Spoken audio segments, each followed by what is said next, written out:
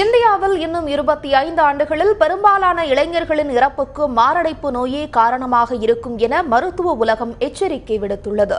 குறிப்பாக தமிழகத்தில் இருதய நோய் சிகிச்சை மருத்துவமனைகளில் சிகிச்சைக்காக வருபவர்களில் 25% பேர் இளைஞர்கள்தான் என மருத்துவ நிபுணர்கள் தெரிவித்துள்ளனர். இதுகுறித்த ஒரு சிறப்பு செய்தி தொகுப்பை பார்ப்போம். உலக இருதய நோயாளிகளில் 60% பேர் இந்தியர்களாக உள்ளனர் என்ற அதிர்ச்சி தகவலை வெளியிட்டுள்ளது உலக சுகாதார நிறுவனம். புகைப்பிடித்தல், அதிகமாக மது அருந்துதல், அளவுக்கு அதிகமாக சாப்பிடுதல், உடல் உழைப்பு இல்லாமை, மன அழுத்தம் ஆகியவை மாரடைப்பிற்கு முக்கிய காரணம்.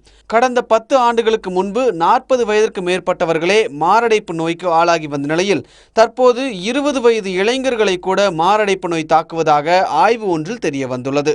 The best option is to exercise. நம்ம வீட்டில் சாப்பிடணும் as much as possible and fresh fruits, fresh vegetables, oil ரொம்ப கம்மி பண்ணணும், especially fried foods avoid பண்ணிட்டு having a lot of fresh fruits, fresh vegetables, avoiding junk food as much as possible and having physical exercise. எல்லா நாளைக்கும் time சரி ஸ்போர்ட்ஸுக்கு போகிறது time கிடையாது யாருக்குமே, இல்லைனா ஜிம்முக்கு போகிறதுக்கும் தேவையில்லை. ஆனாலும் we must go for at least ஒரு வாக் ஒரு ஜாக். காத்தால எழுந்து ஒரு அரை மணி நேரம் நடக்க முடியும்னா அதுவே போதும். இன்றைய இளைஞர்கள் மத்தியில் இன்டர்நெட் என்னும் மாயை ஆட்டி படைப்பதால் உட்கார்ந்த இடத்திலேயே பணி, தவறான உணவு பழக்கம், அதிக மன அழுத்தம் நாளுக்கு நாள் அதிகரித்து வருவதால் முன்பு முதுமையில் தாக்கிய நோய் இப்போது இளமையிலும் தலைகாட்ட தொடங்கிவிட்டது. உணவு கட்டுப்பாடு, உடற்பயிற்சி, பணியின் போது மன இறுக்கத்தை தவிர்த்தல் போன்றவற்றை பின்பற்றினால் மாரடைப்பு நோய் வராமல் தவிர்க்கலாம் என்பது உளவியல் நிபுணர்கள் கருத்து. இந்த காலத்தில் ஸ்ட்ரெஸ்ஸோடைய லிமிட் ரொம்ப அதிகமாகிடுச்சு. நிறைய பேர் ஸ்ட்ரெஸ்ஸில் இருக்கும் அப்படின்னு சொல்கிறாங்க. அதுக்கு முக்கிய காரணம் நம்மளுடைய வாழ்க்கை முறை, செடென்ட்ரி லைஃப் ஸ்டைல் மாறிடுச்சு. ப்ளஸ் ஜங்க் ஃபுட் ஆகட்டும் அண்ட் அந்த மன அழுத்தம் ஸ்ட்ரெஸ் இருக்கும்போது உடனே எல்லாரும் பண்ணுறது ஒன்று ட்ரிங்கிங், இல்லை ஸ்மோக்கிங், இல்லை அவங்க தான் ஜாலியாக இருக்கதா நினச்சி ஏதாவது ஒரு தீய பழக்கத்துக்கு அடிமையாயிடுறாங்க.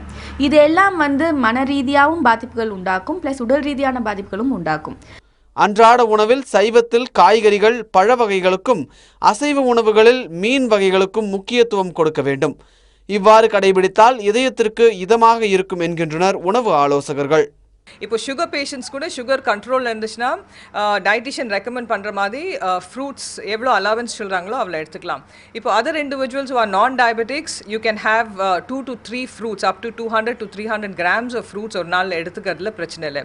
அதே மாதிரி நம்ம ஜங்க் ஃபுட்ஸ்ன்னு சொல்கிறப்போ இந்த சுகரி பெவரேஜஸ்ன்னு சொல்கிறோம், ஆல் ஏரேட்டட் ட்ரிங்க்ஸ், இது நீங்கள் டயட்டில் கம்ப்ளீட்டாக அவாய்ட் பண்ண வேண்டியது அவசியம். இப்போ இதுக்கு என்ன நம்மளுக்கு ஆல்டர்னேட் ஆப்ஷன்ஸ் இருக்குன்னா மோர் எடுத்துக்கலாம், that's a very healthy option. அதே மாதிரி இளநீரும் ரொம்ப நல்லது, இளநீர் நம்ம எடுத்துக்கலாம். வயது வித்தியாசம் இல்லாமல், அறிகுறி இல்லாமல் அமைதியாய் தாக்கும் மாரடைப்பை தடுக்க மின் துடிப்பு வரைவு எனப்படும் இசிஜி, மின் ஒளி இதய வரைவு, இதய காந்த ஒத்ததிர்வு வரைவு எனப்படும் எம்ஆர்ஐ மற்றும் பல்வேறு இரத்த சோதனைகள் உள்ளன.